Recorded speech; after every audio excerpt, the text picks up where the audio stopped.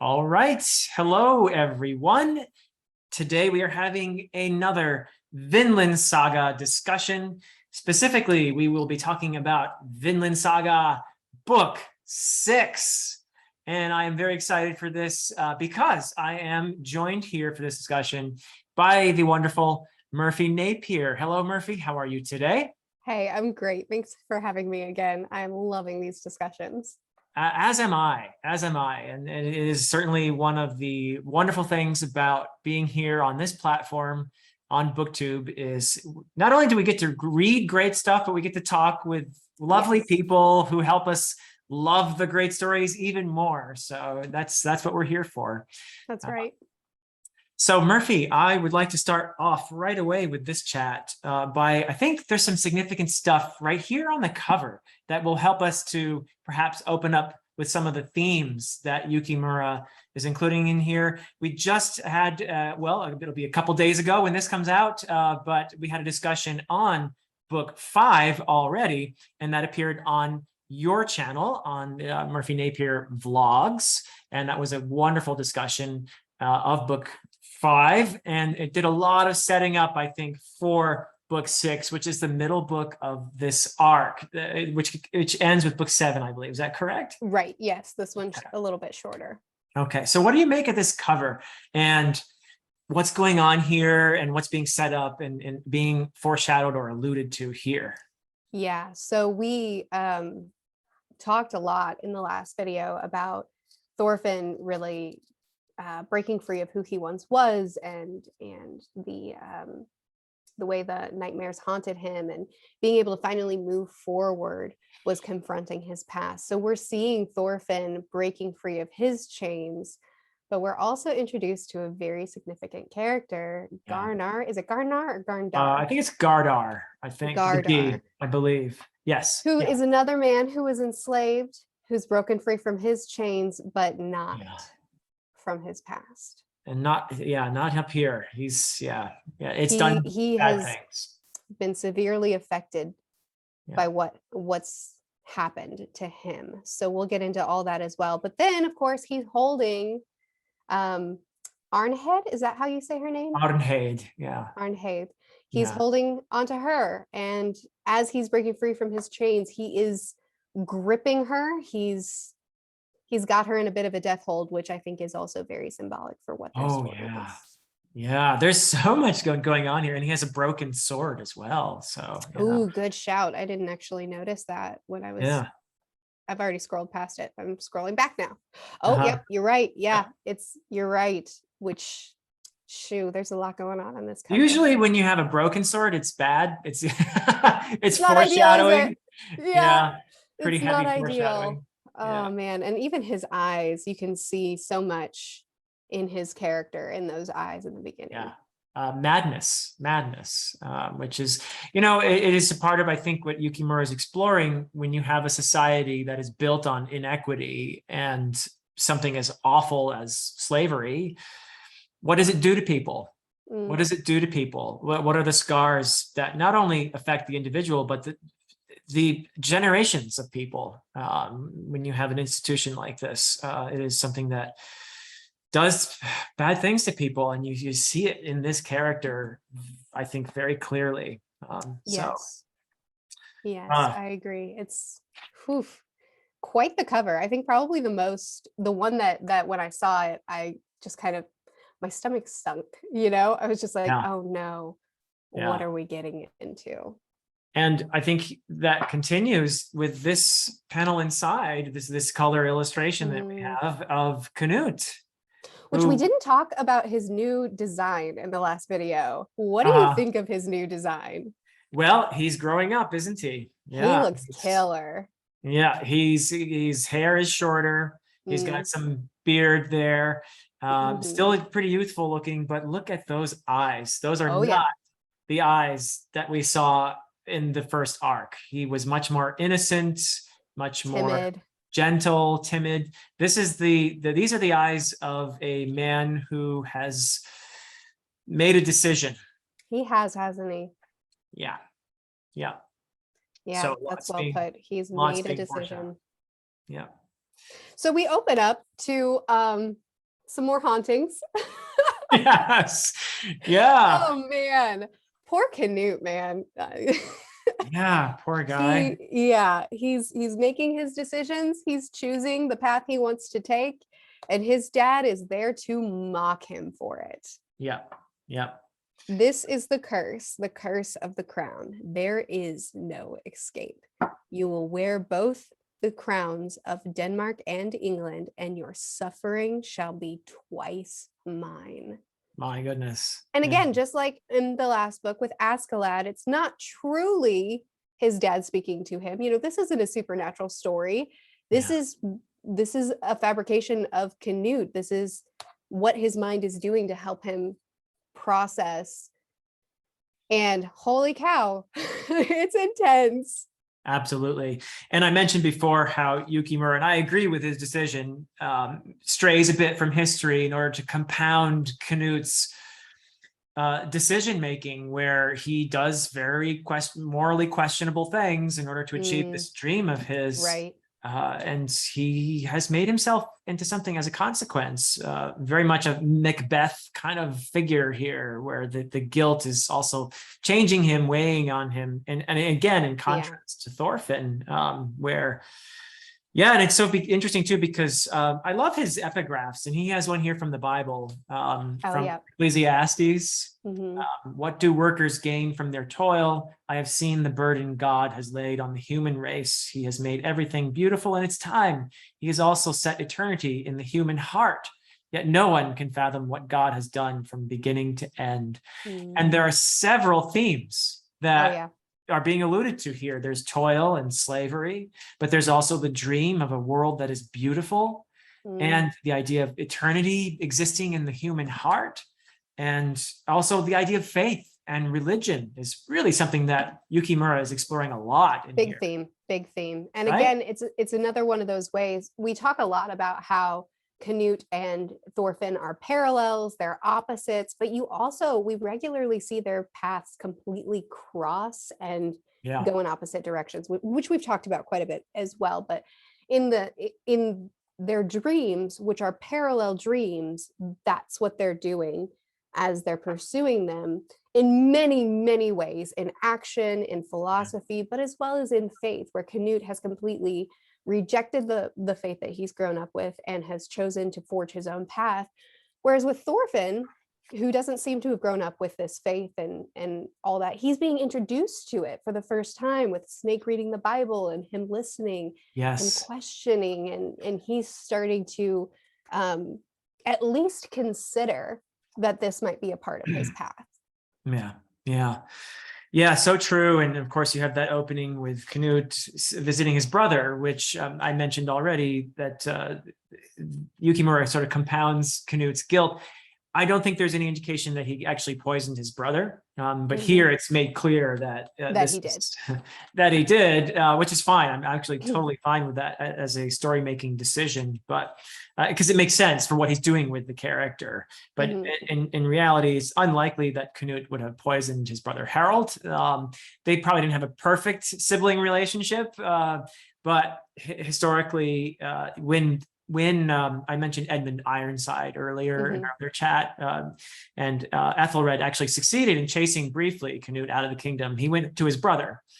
And there was some talk perhaps of them sharing rule of Denmark, but rather than that, Harold actually helped Canute to reconquer England. Interesting. So historically, that's what really happened. And Canute conquered England. And when his brother died, a little bit later, he inherited the throne of Denmark, as is presented here. But I do like that if he's going to stray from historical record, he chose to lean into hearsay. And you know what I mean? Like you said, that people kind of speculated, oh, is that a little bit? And he's like, you know what? Yeah, we'll go that route. The hearsay was true for this story. Yeah, I think it's great. I think if it makes sense for the story he's presenting, for the character that he's creating, go with it, with the understanding that people who are reading this, they know it's not history. It's a story first. And he's drawing from history for inspiration and from the sagas and everything else. So absolutely, I'm very fine. In fact, I think it's a cool story making decision on his part to, Yeah. again, really present this character and how haunted he is. Yeah. Because that's his brother, but he sees his father's head there. Oh, it's dark stuff. Yeah, it is. And then the return of this symbol. Oh yeah. Right? Big one. Big one for him. And the whole thing that Swain had been talking about, the crown and how it changes you and how you do, the crown does it, not you. And look what Canute is becoming. Look what he's becoming. Yeah. And I do think, as far as like what he's becoming, because Yukimura is very focused on, even though it's his own story that's inspired by history, he honors history a lot in this story. So that leads me to assume that while Canute and Thorfin are headed in different directions, Thorfin is looking toward the path of honor, and Canute is starting to embrace a little bit of corruption for the sake of his goal. Yeah. I do think that his arc will straighten out and will become more parallel to Thorfin. Looks well, like if I go with what I know about history, okay, I would say that I'm guessing Yukimura is going to show us a person who ends up achieving some immense goals, because historically Canute was the king of England and Denmark and Norway and part of Sweden for a bit there. So he did really forge a Northern European empire of a sort, but it didn't last. And I feel like that is something that Yukimura could get some mileage from. Okay. It's almost as if he did all this to build this, but guess what happened? It just disappeared after he died. His sons couldn't build on that legacy. But I really love how he's tied these two figures together, these two young men. Look at what he does here, where this is the end of Canute's, and he's got the crown on, which is again that big symbol, and the very ironic "When you're free" is the name of the chapter. Beautiful. Who's the slave here? Well, on the surface level, it's Thorfin. But who's really the slave here? He's moving toward freedom, and he's moving toward a different kind of slavery. That slavery of that crown. Yes. Right? Absolutely. Very well put. Very well put. You're absolutely right. As Thorfin, again, their paths going in different directions. As Thorfin is finding freedom, Canute is becoming more and more enslaved to the crown and to this vision that he has and what it takes to get there and what he's losing of himself to get there. Yeah, so and true. Speaking of Thorfin, I love opening up on him and his pal celebrating that they finally accomplished taking down the forest, clearing the trees. We have look at this smile. This smile. He's alive. It says so, the joy. It's not just discovering himself, it's feeling free and comfortable and happy. Scrolling forward a little bit. Here it is. Look at him and Einar with their fingers intertwined as they're dancing. Oh, it's just beautiful. And tied in with that, this new life. And I love the way you put it in our previous chat. If I could repeat your idea there of the field work that he's embraced, a life that creates life, right? That in the work of the field, and first clearing it out, though, and that's the work of him being emptied. And then what are you going to put there in its place? And they have these shoots coming up first, and then they grow and they become wheat, and that's life they're bringing into the world. And then you have this beautiful celebration, and in the midst of it, you have Thorfin finally kind of just explicitly saying his dream about trying to eliminate warfare and slavery from the world. Creating a home, a place for people to find refuge. It's beautiful. It's so beautiful. And him choosing to be reborn and then to find his path as he's doing that to the field and learning to do it too. The fact that he didn't know how to be a farmhand, and that Einar taught him, that Einar, who, as you mentioned in the last discussion for the last book, he couldn't have had this path without Einar, without his brother holding him up and forgiving him and showing him that there truly is a path for him. And Einar's the one that teaches him to till the field, that teaches him to plant the wheat and what to do. And again, the external and the internal are running side by side, which I think is beautiful. Yep. Yeah. So well said. And then you have Yukimura doing his thing again and giving us a point of contrast with another big old slave. Point of contrast. Yeah, with the escaped slave. And this is where we're introduced. Slave. We don't know his name yet at this point, but we do learn it later, is Gardar. And boy, my goodness. I mean, you can tell, what has slavery done to this man? What has he become? He has become a kind of monster in a way. And it's not just slavery that's done this to him either. It's, I mean, let me scroll ahead a little bit, make sure I'm not going to overextend, but we get a bit of his backstory, right? Do we get that in this? Oh, we do. We get his backstory and ultimately his demise. Yeah. I mean, oh, really? We get the demise in this one too? Yeah. Oh, okay. This is going to be a great discussion. So yeah, Gardar dies. It's at the end of this this book. Wow. Okay. And it's such a poignant moment too. We'll get to that, but it's with we'll get to it. Yeah. But yes, it's not just the slavery that's done this to him. It's his choices. Yes.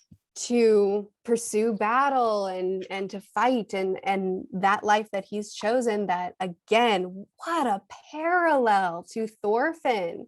Yep. He is what Thorfin would have become if he continued to pursue the path. It is beautifully said. Yeah, he is exactly that. He is what Thorfin would have been.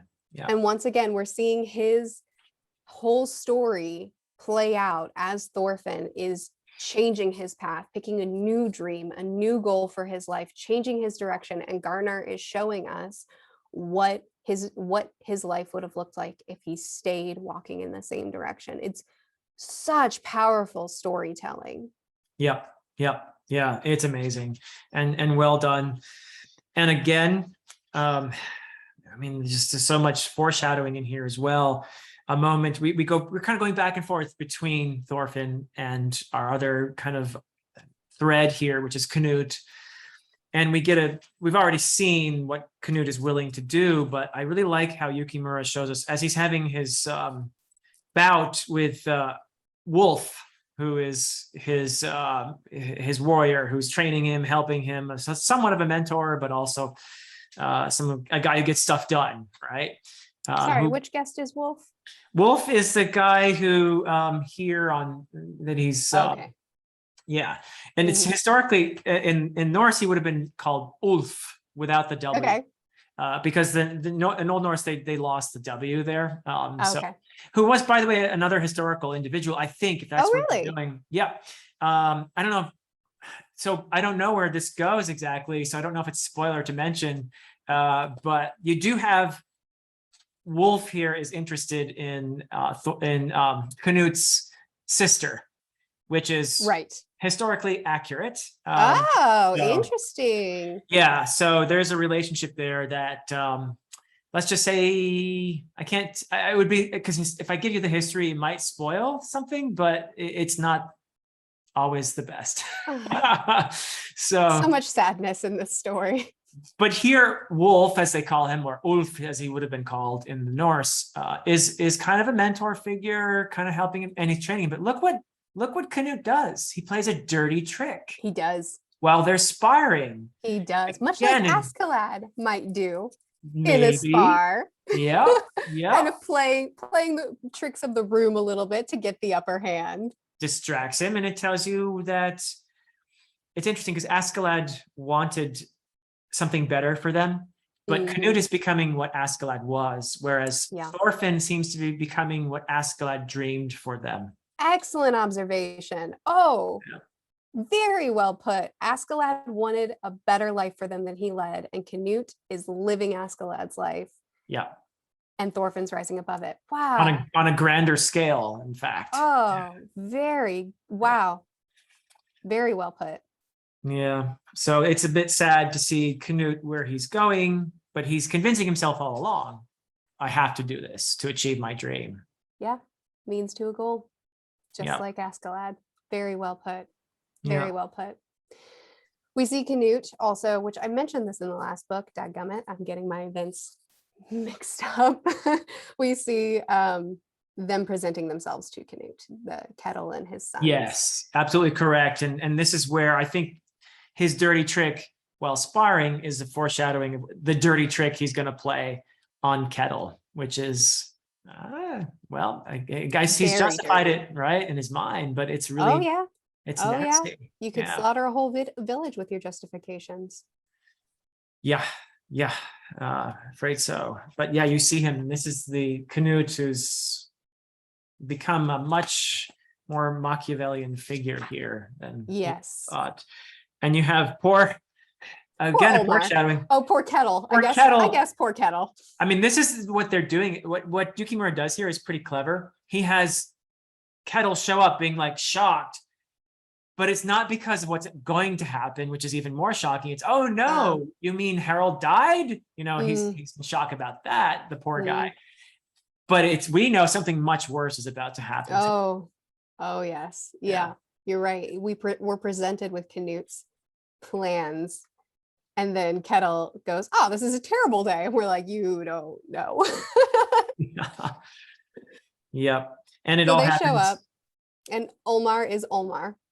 Yeah.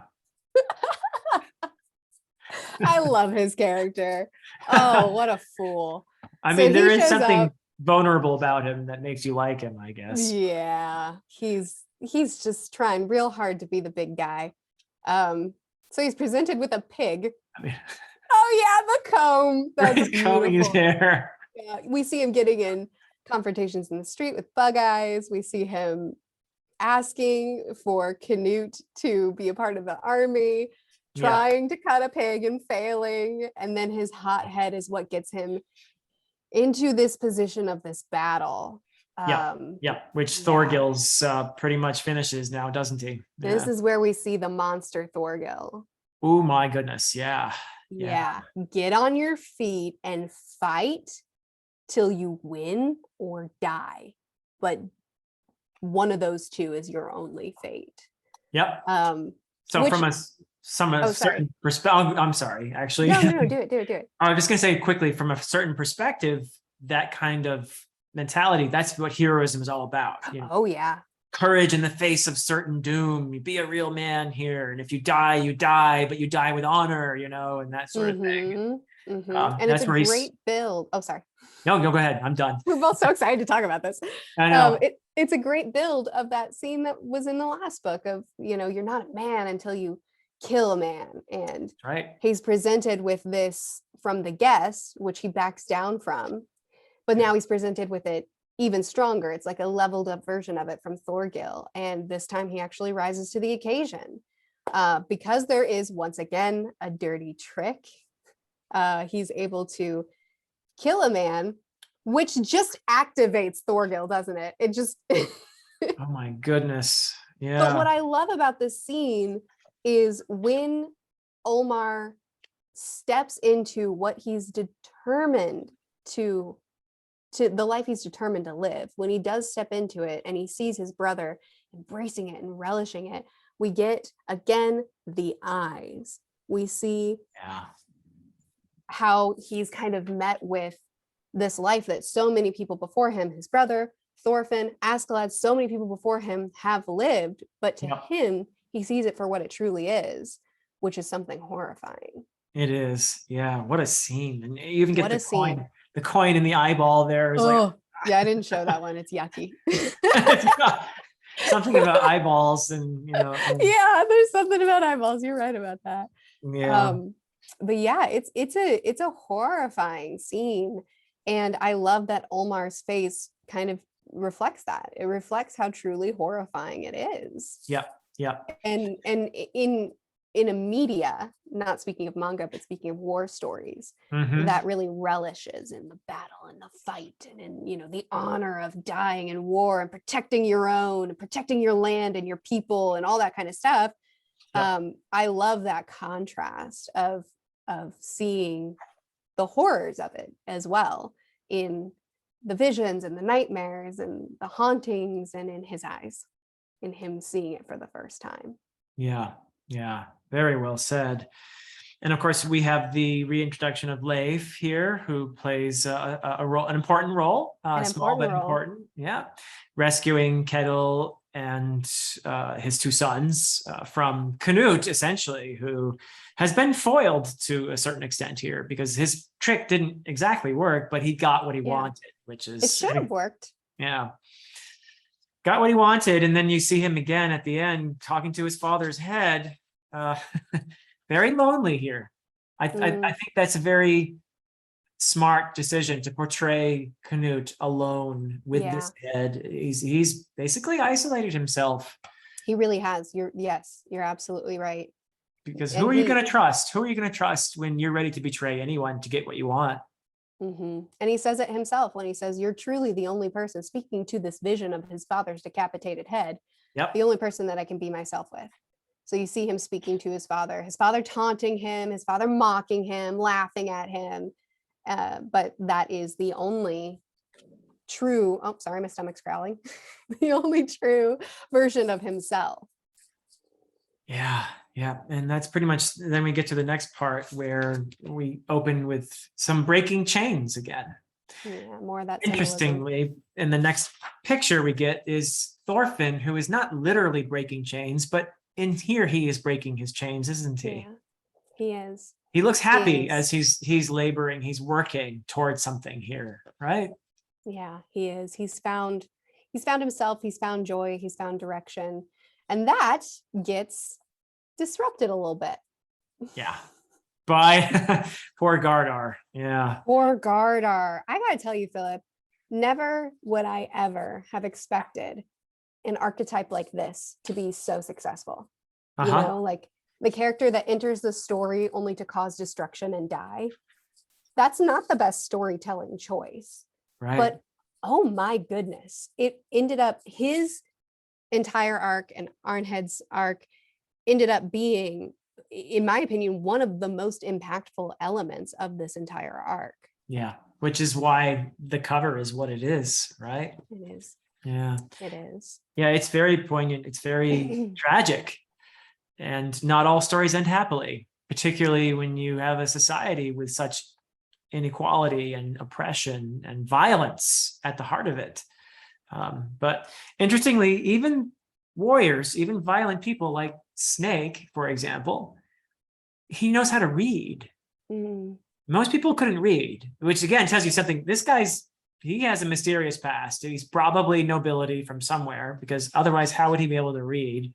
Interesting. And he's reading from the Bible about love thy neighbor, right? Love your enemy. Love your enemy. It's what he's reading. Of course, part of him is like, what? You know? Oh yeah, he writes it off. He's just like, what is this nonsense? And yet he still, even though he kind of just, you know, turns his head at it, he still will read to Sparkle every time he's asked. And he does. Yeah, it's a great build up to what's to come. Because of course you have someone else listening from outside here. Thorfin is ingesting this as well as the old master, who's clearly a changed man, probably from what he was, and he has this wisdom that he's gained, but it's impossible to share it because that's the nature of wisdom. You have to gain it yourself, I suppose. But yeah. Yes. And it's, I love that the passage that he's reading is reflecting the principles that Thorfin's father tried so hard to instill in him, and that Thorfin is only just now taking up, which again, I don't know what direction this all goes in, but it does seem like Thorfin is at the very least considering that, you know, the faith that Canute has rejected could potentially be a part of his story. Yes. Yeah. It is such an interesting time too, because historically this was the time when Christianity was on its way in. So you have this dynamic, this interplay between the pagan beliefs, which I think Thorkel embodies the most. Thorkel the Tall. Yes. And in the most joyful, vivid way. But then you have this competing philosophy. So on the one hand, you have the emphasis on courage and loyalty and doing great deeds and all of that. And then you have this different message coming from the Christianity. At least the message is love your enemy, right? And this is something that clearly is touching Thorfin. Yes, yes, it is. It is. And with that, we also get Einar, who's in love with Arnhed and Yes, poor wants to Einar. protect her. Yeah. But it's, to me, it's true love. Like it's a very real and honest love, because it's not a possessive one where he loves her and he sees a future with her, but he wants her freedom so that if he does leave the farm, he could take her with her. But then the moment he realizes that Gardar, that she had a life, she had a child, and she still does, a piece of her still loves him. And so his response isn't possessiveness, it isn't jealousy, it's okay, we need to free him, we need to find a way to make this work for her, which I think is just, it's not really acknowledged that much how pure and true his love for her is, but it's so beautiful, you know? It is indeed. And I think that Arnheid is perhaps one of the most tragic figures here. We mentioned earlier how she's the only slave who can't earn her way out of this. Yeah. But she is conflicted because she has this past, and there were many beautiful, they had a son together, they had a life. She had moved on, perhaps, presumably, and I think had begun, although it was impossible, had begun a kind of relationship with Einar as well. And she had a place, she had reconciled herself to this life. And there's so much she's put in this impossible position of, do you help Gardar or do you let whatever happens happen and try to forget? And that she's got the worst, most tragic decision to make. And I think it's all beautifully foreshadowed in this moment where she's working, washing, and she's got, of course, as a slave, constantly getting her hands dirty and wet, and she's bleeding on her hand. That blood there. And the moment I saw that, I thought, oh, this is not going to end well. It's a bit of foreshadowing that we've gotten. Then, of course, Gardar shows up, and we learn his name, and she screams it out, Gardar, right? Yeah, she does.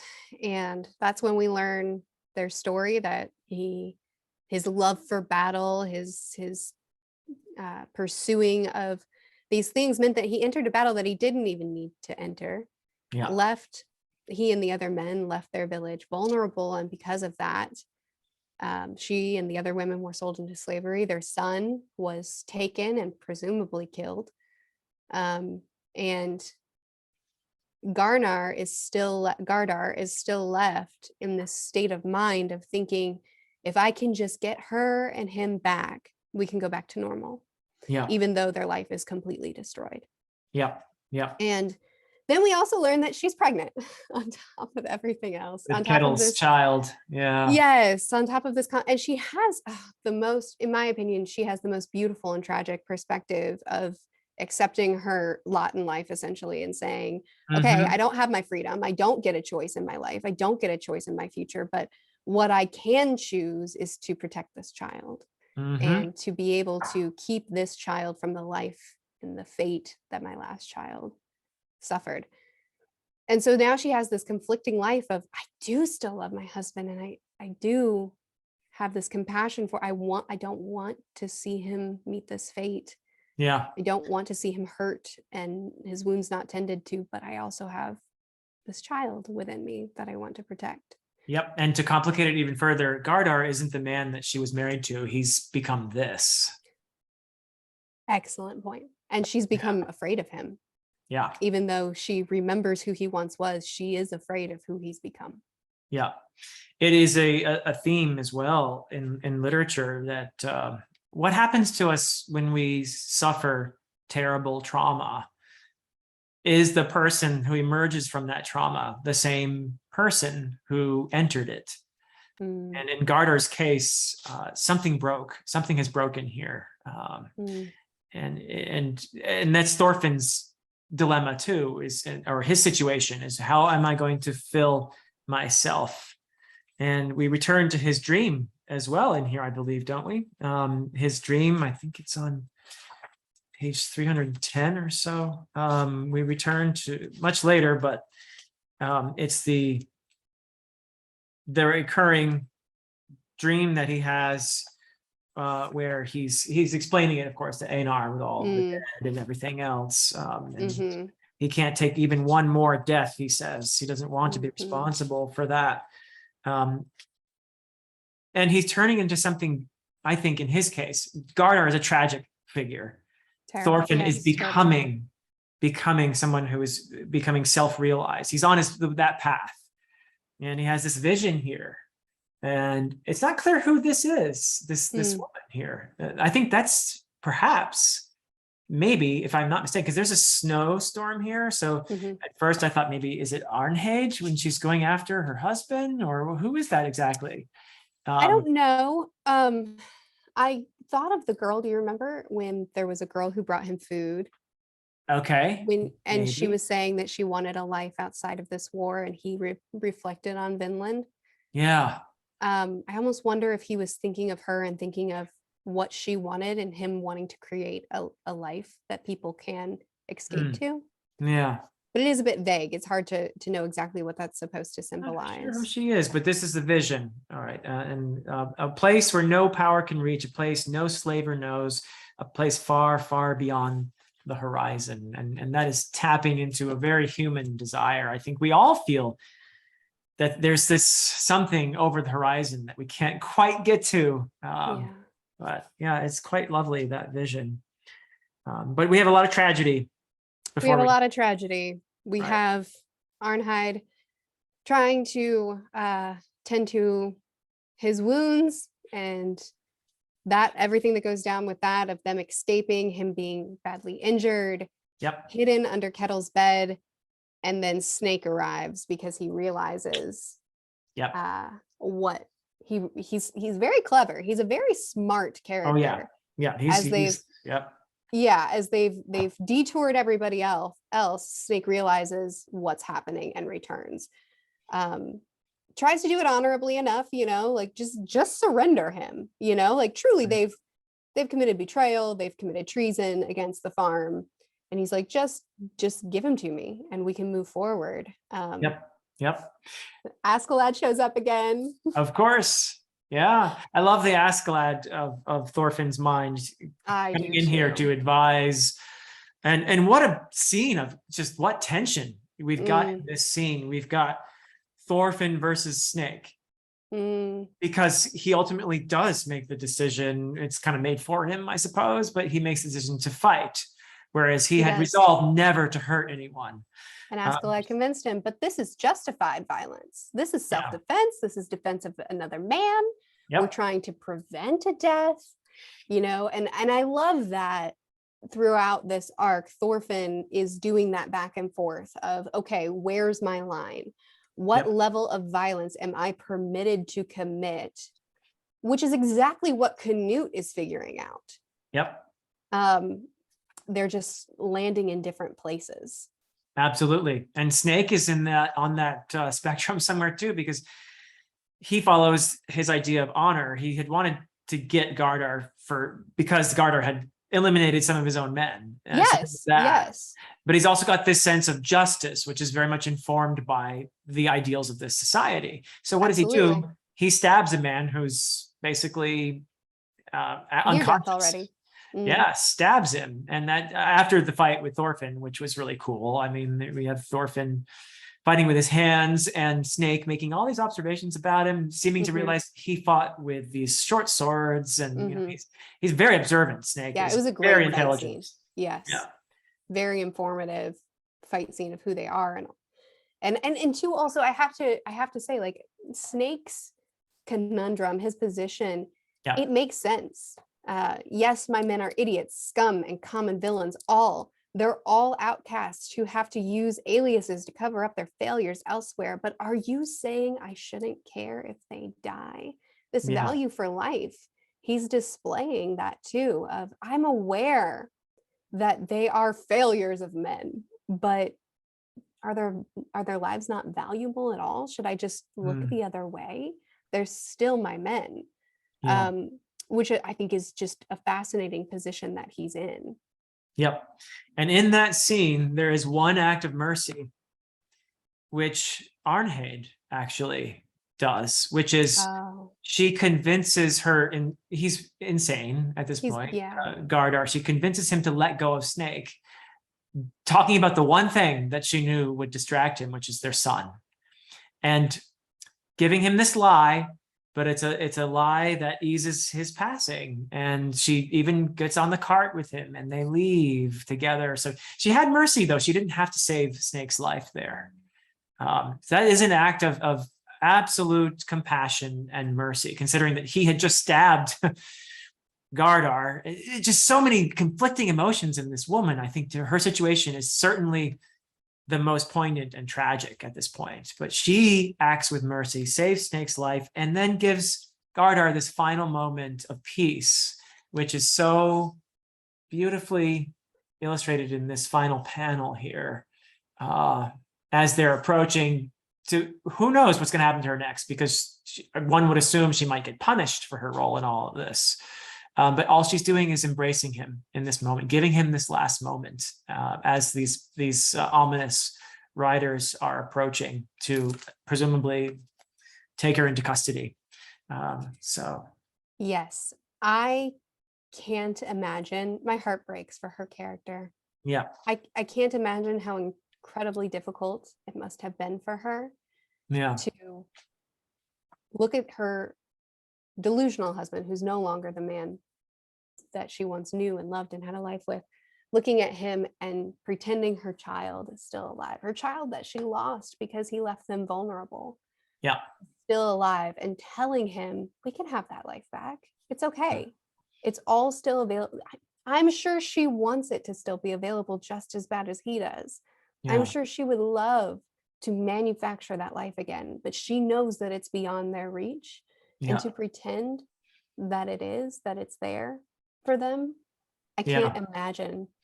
And she's also aware that in saving Snake's life here, she is putting her own life and her child's life in danger. The child yep, that she just swore, I'm going to give this child more protection than I could the last. She's now putting herself and that child in a very vulnerable state to protect Snake, so which I true. think, yeah, it's one of the most selfless sacrifices I think I've seen.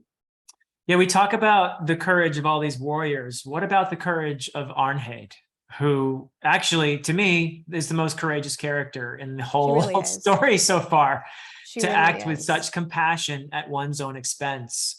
I don't And think she anyone else. already, sorry, Oh, and just no one else comes close to her yeah, courage. she already doesn't have her freedom. She already doesn't have any choice in what her day-to-day looks like and who she's allowed to choose as a companion for her life. She has no choice in her life. That's right. And the one thing that she chose for herself, she gave up for others. And and then to be on the wagon and to listen to Garnar say, you did that when you or sorry, where's the line? When he said, I swear I won't leave your side ever again. When he Oh, tells her how much he regrets. He asked how old their son is now, and she says 6. He says, 6. What a shame. I missed his dearest years, which she did too. I yeah. was only Oh, 1 when I said goodbye. The little tyke's probably forgotten all about us now. Well, he's yeah. my son. No doubt he'll grow into a little terror, setting fire to horses' tails. And she says, oh, you did that.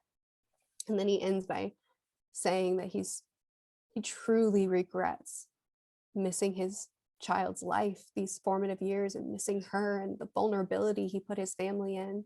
Yeah. I swear I won't leave your side ever again. And like, Thorfin also left his family. Thorfin also left Yeah. his family vulnerable and For vengeance. for Yeah. vengeance. And we see so much of what Thorfin was becoming and would continue to become, and the tragedy of it, and her having to just sit there and listen to him joyfully thinking, my son, I get to see my son again. I miss Yeah. these years, when she missed them too. I don't know. What a tragedy. Yeah. And for Thorfinn, of course, who will move on in some shape or form from this, I assume, it's a very much a there, but for the grace of God, go I kind of moment, as you said before, that could have easily been him. And you have this, I think, very, very powerful illustration here of where these violent ideas of masculinity can lead, and the tragic decisions that Gardar made that led to him becoming this, and the pain that caused for so many others, including the people he loved the most. So it's a tragic ending to this one for sure. It's a tragic ending, and Arnheid is such an inspiring character, and I want to pluck her out of the story and keep her safe.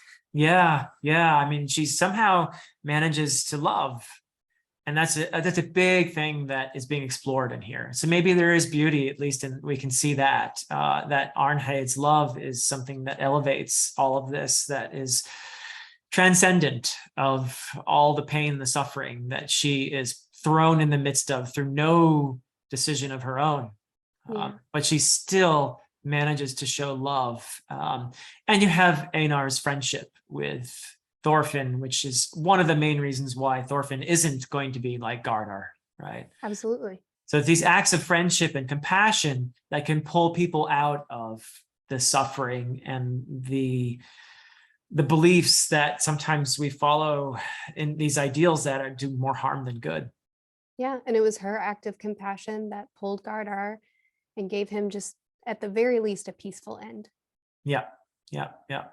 So there's beauty as well as a great deal of sorrow. A great deal of sorrow. You haven't read the next book, right? I have not yet. Yeah, I haven't read the next book yet. So I'm actually really, really anxious to see what happens after this. It's a doozy.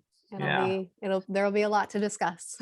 Yes, good. Well, I'm looking forward to that, Merphy. I'm really looking forward to that. And I guess the beginning of the next arc too. Yes. Which you are in the midst of. And how are you liking the third arc so far? I'm half done with it. And so far it is my least favorite of the three, but still fantastic. Like the bar is really high. Yeah, I mean, it's a very high bar. So yeah, it is.